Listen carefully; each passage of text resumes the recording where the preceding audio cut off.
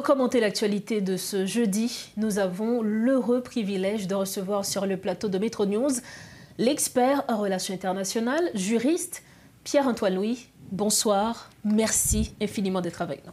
Bonsoir Osberlin, Dr Barthelemy. C'est toujours un plaisir d'être avec toi sur le plateau de Métropole. Vous êtes avec nous pour nous aider à comprendre un sujet qui fait couler beaucoup d'encre et de salive et qui va rester dans l'actualité un petit peu encore assez longtemps. On va dire, il s'agit du président du Conseil de transition, Leslie Voltaire, qui a sollicité une aide sécuritaire et humanitaire lors d'une intervention par vidéoconférence à la conférence marquant le 20e anniversaire de la création de l'ALBA. L'ALBA, on le souligne rapidement, Pierre-Antoine Louis, pour les téléspectateurs, c'est une structure qui a été créée le 14 décembre 2004 par Fidel Castro et Hugo Chavez. Comment expliquez-vous cela? La position du président du CPT, Leslie Voltaire, qui demande une aide justement à l'ALBA. Bon, l'ALBA, l'Alliance bolivarienne pour les Amériques, c'est une organisation sous-régionale plutôt de tendance gauchiste au regard de sa paternité par Fidel Castro et feu Hugo Chavez. Je souris un peu en répondant à cette question parce que je suis parmi ceux, les Haïtiens et celles, qui croient qu'Haïti doit diversifier ses relations extérieures, à la fois au niveau bilatéral qu'au niveau multilatéral, ALBA multilatéral. Plusieurs pays au sein de l'ALBA. Maintenant, ce qui est surprenant, c'est que Haïti, les dirigeants haïtiens nous habituent à pratiquement demander l'aval des dirigeants des États-Unis d'Amérique pour leurs actions, tant au niveau national qu'international. Et Haïti se situe actuellement à un carrefour international ponctué par la présence de la mission multinationale d'appui à la sécurité sous l'égide des Nations Unies, mais avec le haut patronage, si vous voulez, des deux co-sponsors, co-parrains, n'est-ce pas, du dossier haïtien au Conseil de sécurité, l'Équateur et les États-Unis d'Amérique. Voilà, donc c'est à travers le support politique, financier, logistique des États-Unis que la mission multinationale d'appui à la sécurité a pu débuter son déploiement en Haïti en juin dernier.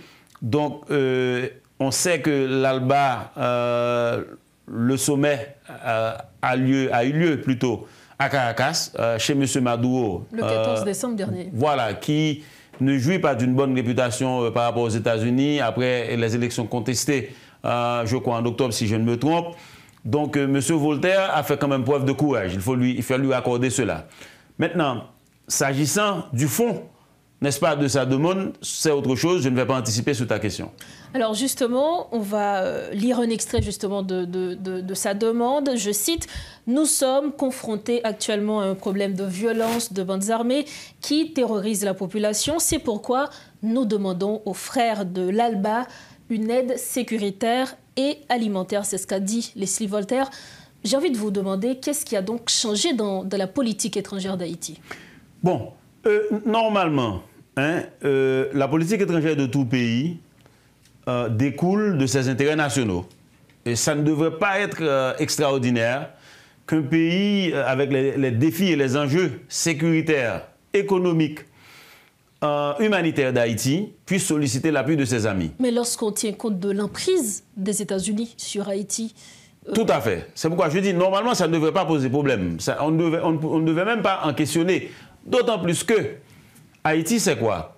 Haïti, c'est le pays qui, en 1815, avait accueilli Simón Bolívar, d'où Alliance bolivarienne. En effet. Et qui avait fourni armes, munitions, conseils et argent à M. Bolívar pour libérer la Grande Colombie, dont le Venezuela fait partie. Donc c'est tout à fait normal que si Haïti a un problème, par exemple le programme Petro-Caribé, n'est-ce pas, et que le Venezuela et Haïti puissent collaborer. Sauf que le Venezuela n'est pas en odeur de sainteté avec l'oncle Sam. Le Venezuela, M. Maduro vient de remporter, si vous voulez, entre guillemets, des élections contestées que l'opposition paraît avoir gagné selon les chiffres officieux, mais dignes de foi. Donc les États-Unis sont en porte-à-faux avec Maduro, aussi bien l'administration Biden qui reconnaît la victoire de l'opposition, et que Trump, qui au cours de son premier mandat avait reconnu le président de l'Assemblée nationale, Juan Guaido, au lieu de Maduro. Donc c'est comme si on est revenu à la case départ aux États-Unis, s'agissant des relations entre les États-Unis et le Venezuela. Donc c'est pourquoi la demande de M. Voltaire, ça prend beaucoup de courage. Et moi, je salue en quelque sorte le courage de M. Voltaire, parce que Haïti, c'est quand même un pays indépendant qui, dans 13 jours, célébrera la 221e année de son indépendance. Et c'est normal, n'en déplaise à Washington, qu'Haïti puisse chercher de l'assistance militaire, économique ou humanitaire, d'où qu'Haïti trouve ce support, certainement de la part de pays comme l'Alba, c'est quoi? C'est Cuba, c'est un pays ami, juste à côté, hein, sur la côte nord-ouest d'Haïti. C'est le Venezuela aussi. Venezuela, après le soutien qu'Haïti avait accordé à Bolivar pour la fondation même du Venezuela, et aussi de la Bolivie, qui fait partie de l'Alliance. Vous voyez, donc tous ces pays-là, donc ça prend beaucoup de courage.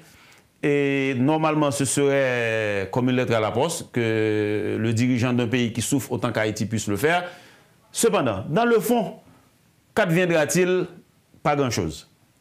Alors, on va revenir justement sur cela, puisque c'est extrêmement important, mais il faut dire que le président du Venezuela, M. Nicolas Maduro, a répondu justement en disant, et je cite, « Alba a reçu l'instruction précise de faire tout ce qui est en son pouvoir pour soutenir Haïti, victime depuis des siècles d'agression, de mauvais traitements et de colonialisme sous toutes ses formes. » C'est ce qu'a déclaré le président vénézuélien. Donc, tenant compte de cette déclaration, est-ce que vous pensez qu'il ne prend pas très au sérieux le dossier d'Haïti? Bon, le président Nicolas Maduro n'a pas tort. Il n'a pas tort, et en parlant de toutes les souffrances et des interventions, colonisation, ainsi de suite qu'Haïti a souffert, il parle de la France, il parle des États-Unis, n'est-ce pas? Et en décembre 1914, hein, le viol de la Banque nationale d'Haïti, un coffre-fort rempli de 500 000 $, et plus tard, 8 mois plus tard, en juillet 1915, l'occupation des États-Unis d'Haïti par les États-Unis, qui a duré 19 ans jusqu'en 1934. Donc Maduro n'a pas tort. Maintenant, dans le fond, est-ce que le Venezuela, qui souffre beaucoup, énormément, qui fait l'objet d'un exode de la part de sa population, qui immigre à la fois vers les pays frères de l'Amérique du Sud et aussi aux États-Unis d'Amérique, est-ce que le Venezuela dispose des moyens de sa politique? Pour le moment, économiquement, probablement non. La Bolivie également, okay? Un des pays les plus pauvres, la Bolivie, de l'Amérique du Sud. Et puis, je souligne qu'il n'y avait pas vraiment des pays de taille, même en Amérique du Sud, par exemple l'Argentine ou la Colombie ou le Brésil, à ce sommet-là. Il y avait aussi Saint-Kitts et Nevis, vous voyez, des petits pays de la CARICOM, et ainsi de suite. Donc, est-ce qu'au niveau économique, ça apportera fruit? Au regard de la situation économique de ces pays-là, probablement non. Au niveau militaire, est-ce que le Venezuela est en mesure de fournir un appui en termes de... premièrement, de participer, d'envoyer un contingent à la mission multinationale d'appui à la sécurité? Bon, écoutez, tout pays dans le monde peut contribuer un contingent. Mais... en termes de financement. Quand on regarde l'oncle Sam, ainsi de suite, vous voyez, on ne voit pas trop le Venezuela s'y engager. Cependant, le Venezuela pourrait bien envoyer 2 ou 3 hélicoptères avec des pilotes, des hélicoptères d'assaut, pour supporter la police nationale. Je ne crois pas que ce serait un problème pour les États-Unis, parce que la mission a besoin d'une couverture aérienne. Donc, il se pourrait que si cette politique est bien menée et si M. Maduro s'arme de courage, okay, ce n'est pas en dehors de la réalité que ça pourrait être fait. Mais c'est peu probable parce que le Venezuela, la Bolivie ne disposent pas vraiment des atouts et pourraient envoyer peut-être quelques fusils à la police nationale ou aux forces armées d'Haïti. Et, bon, on pourrait aussi imaginer que le Venezuela suppose suffisamment de ressources pour faire don d'une demi-douzaine de blindés d'assaut aux forces armées d'Haïti. Pourquoi pas? Donc, le coordonnateur du Conseil présidentiel, donc la présidence d'Haïti, qui est responsable de la conduite des relations extérieures d'Haïti, devrait suivre des faits cette déclaration et cette réponse de M. Maduro et envoyer le ministre des Affaires étrangères haïtien à Caracas pour voir dans quelle mesure le Venezuela pourrait, au niveau matériel, appuyer la police nationale et les forces armées d'Haïti et peut-être dans un cadre bilatéral, hormis, n'est-ce pas, en dehors de la mission multinationale d'appui à la sécurité, justement pour ne pas avoir de heurts avec les États-Unis. Parce que ce n'est pas une situation normale. Okay? Les États-Unis s'érigent normalement maître et seigneur dans la politique extérieure d'Haïti.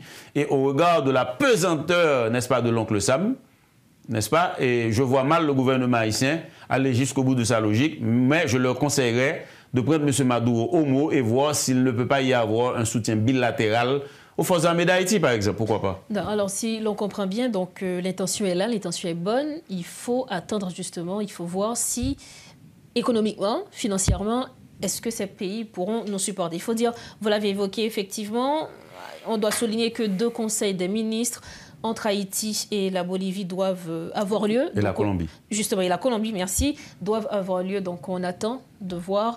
Mais la dernière question, Pierre-Antoine Louis, Haïti qui se tourne vers la gauche, quelles conséquences est-ce que vous voyez pour nous, pour Haïti? Bon, quel est le scénario? Oui, bon, la politique étrangère d'un pays relève uniquement, n'est-ce pas, de sa souveraineté. Souveraineté inscrite dans la charte, à la fois dans la Charte des Nations Unies et aussi dans la Charte de l'Organisation des États américains, dont Haïti et pratiquement tous les pays de l'Amérique en font partie, sauf que le Nicaragua s'est retiré, et Cuba, ainsi de suite, et le Venezuela. On comprend. Donc, est-ce que Haïti est tourné vers la gauche? Probablement non.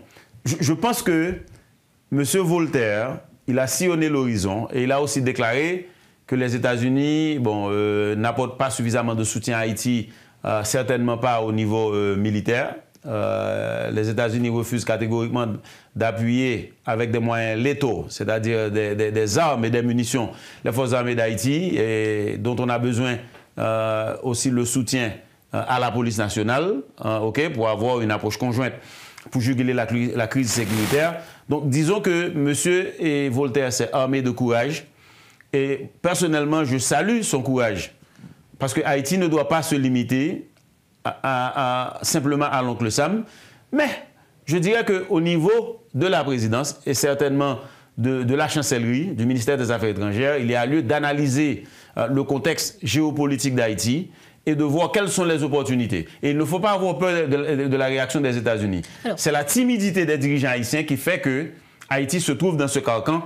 Parce que les Américains, les États-Unis d'Amérique eux-mêmes savent que Haïti, c'est quand même un pays souverain. C'est le 2e pays le plus ancien après les États-Unis. 28 ans plus tard après les États-Unis, Haïti est devenu indépendant. Donc, c'est bien que l'État haïtien commence à reprendre ses droits. Sauf que M. Voltaire doit aussi comprendre, et nous, Haïtiens, nous devons comprendre, que c'est vraiment malheureux qu'un pays qui est sur le point de célébrer sa 221e anniversaire, de compléter sa 221e année d'existence, n'est pas capable d'accomplir le premier devoir d'un État, de sécuriser son territoire, la population qui y vit, ainsi que ses biens. Ces premiers bagailles où l'État supposé qu'a fait. Et si l'État n'a pas fait ça, côté que Kounia, ou pratiquement prend Kouiou, ou a demandé l'ONU, ou a demandé les États-Unis, ou a demandé ALBA, Alliance bolivarienne, ou trouve nos mishmash. C'est quand même à la veille de la commémoration, de la célébration de la 221e année de l'existence de ce pays, que le cadeau de Noël que les dirigeants haïtiens pourraient faire à ce pays, c'est de faire la paix, c'est d'instaurer la stabilité, c'est de restaurer la sécurité, parce qu'on voit mal comment dans 11 mois, le dernier dimanche du mois d'octobre, il va y avoir des élections dans ce pays pour que le 7 avril, un nouveau gouvernement puisse prendre fonction. Et on ne s'en tient qu'à demander de l'aide aux pays étrangers pour sécuriser le pays. C'est ça qui est aberrant. Dernière question, vraiment dernière question. J'ai envie de vous demander, est-ce que cela ne peut pas être un coup de pression, par exemple, sur les États-Unis, vu que l'on sait que les États-Unis tardent à donner le financement nécessaire pour cette mission multinationale? Tout à fait. D'autant plus que aujourd'hui, c'est le 19. Demain, c'est quoi? Juste. Le 20. Donc, dans un mois, un jour, Trump devient président. Voilà. Maintenant, on prête à M. Trump, ça me permet de dire, on prête à M. Trump ses velléités isolationnistes, qui signifie que les États-Unis ne veulent pas s'immiscer dans les affaires des autres pays, ainsi de suite. C'est en fait faux. M. Trump ne pourra pas ignorer, à 100 minutes de vol de Fort Lauderdale, de l'aéroport international de Fort Lauderdale, l'aéroport de Miami, un pays dont l'État est complètement failli, qui est en proie à des crimes transnationaux, dont le trafic de stupéfiants, de manière effrénée. Haïti est un point de transit. Haïti ne produit pas de stupéfiants, mais est un point de transit, une plaque tournante dans ce sens, vers les États-Unis. M. Trump ne pourra pas ignorer la débandade qui se trouve en Haïti, la possibilité que des terroristes étrangers s'allient aux terroristes haïtiens pour causer davantage de dégâts dans la zone en termes de menaces à la paix et à la sécurité internationale. Il ne faut pas penser d'avance que M. Trump ne sera pas encore plus engagé au niveau du rétablissement de la sécurité en Haïti. C'est simpliste de penser qu'il est tellement isolationniste que ce qui se passe en Haïti ne va rien dire. Parce que les États-Unis demeurent les États-Unis et, selon la doctrine de Monroe, souhaitent que la paix règne, que des menaces externes ne sévissent pas dans la région et que, donc, si c'est un moyen de faire pression sur les États-Unis, même à l'avance de l'arrivée de M. Trump, bravissimo, M. Voltaire, dans ce sens. En tout cas, on espère vraiment que la paix soit rétablie sur Haïti. Merci infiniment à vous, Pierre-Antoine Louis. Et dans nos cœurs aussi. Justement, dans nos cœurs. Merci encore. Joyeux Noël à toi et bonne année. Merci si on ne se revoit pas. Bien sûr. Voilà donc l'analyse de l'expert en relations internationales, juriste et ancien diplomate américain Pierre-Antoine Louis. Il était l'invité de Métro News ce soir.